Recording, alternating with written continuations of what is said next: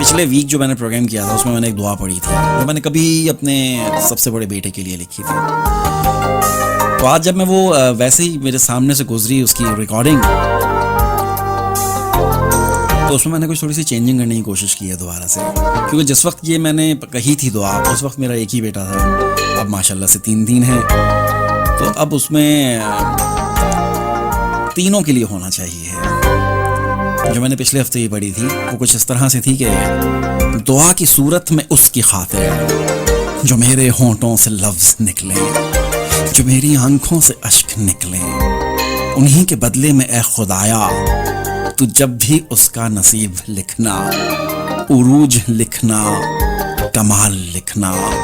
कभी ना हरफे ज़वाल लिखना, कभी ना हरफे ज़वाल लिखना। तो ये थी एक वाहिद शख्स के लिए, लेकिन अब इसको दुआ की सूरत में उनकी खातिर जो मेरे होंठों से लफ्ज निकले, जो मेरी आंखों से अश्क निकले, उन्हीं के बदले में ए खुदाया तो जब भी उनका नसीब लिखना,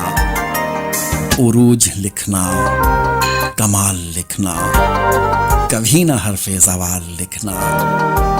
कभी ना हरफे ज़वाल लिखना।